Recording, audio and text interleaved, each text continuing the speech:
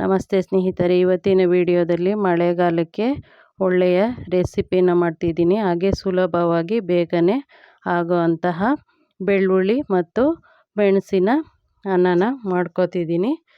ನಾನಿಲ್ಲಿ ಕರಿಬೇವು ಒಂದು ಸ್ಪೂನಷ್ಟು ನಾನು ಮೆಣಸನ್ನ ಪುಡಿನ ತೊಗೊಂಡಿದ್ದೀನಿ, ಮನೆಯಲ್ಲೇ ಮಾಡ್ಕೊಂಡಿರೋಂಥದ್ದು. ಇಲ್ಲಿ ಒಂದು ಬಾಣಲೆಗೆ 2 ಸ್ಪೂನಷ್ಟು ದೊಡ್ಡ ಸ್ಪೂನಲ್ಲಿ ತುಪ್ಪನ ಸೇರಿಸ್ಕೊಂಡಿದ್ದೀನಿ. ನೀವು ಎಣ್ಣೆ ಬೇಕಾದ್ರೂ ಅಡುಗೆ ಎಣ್ಣೆ ಸೇರಿಸ್ಕೊಳ್ಳಿ. ಆನಂತರ 1 ಸ್ಪೂನು ಸಾಸಿವೆ ಹಾಕ್ಕೊಂಡಿದ್ದೀನಿ. 3 ಬೆಳ್ಳುಳ್ಳಿನ ಜಜ್ಜಿ ಸಿಪ್ಪೆ ತೆಗೆದು ಸೇರಿಸ್ಕೊಂಡಿದ್ದೀನಿ. ಹಾಗೆಯೇ ಒಂದು ಚಿಟಿಕೆಯಷ್ಟು ಅರಿಶಿನ ಪುಡಿನ ಸೇರಿಸ್ಕೊಳ್ತೀನಿ. ಇದನ್ನು ಬಾಣಂತಿಯರಿಗೆ ಹೆಚ್ಚಾಗಿ ಕೊಡ್ತಾರೆ. ಈ ಮಳೆಗಾಲಕ್ಕೂ ಒಳ್ಳೆಯ ರೆಸಿಪಿಯಾಗಿರುತ್ತೆ ಇದು. ನೋಡಿ, ಇವಾಗ ನಾನು ಕರಿಬೇವು ಸೊಪ್ಪು ಹಾಗೆ 2 ಒಣಮೆಣಸಿನ್ಕಾಯನ್ನ ಮುರ್ಕೊಂಡು ಸೇರಿಸಿದ್ದೀನಿ. ಹಾಗೆ ಕೊತ್ತಂಬರಿ ಸೊಪ್ಪನ್ನ ಹಾಕ್ಕೊಳ್ತಿದ್ದೀನಿ.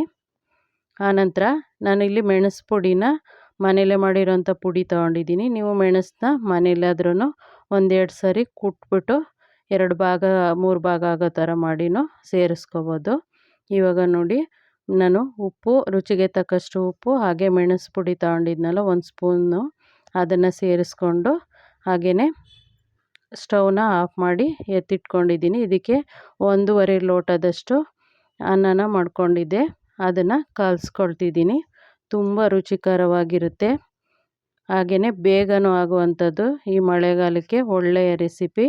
ಒಂದು ಸರಿ ಟ್ರೈ ಮಾಡಿ ನೋಡಿ, ಹೇಗೆ ಬಂತು ಅಂತ ತಿಳಿಸಿ. ಮೊದಲನೇ ಬಾರಿಗೆ ನಮ್ಮ ಚಾನಲ್ನ ನೋಡ್ತಾಯಿದ್ರಿ, ಪ್ಲೀಸ್ ಸಬ್ಸ್ಕ್ರೈಬ್ ಮಾಡಿಕೊಂಡು ನೋಡಿ.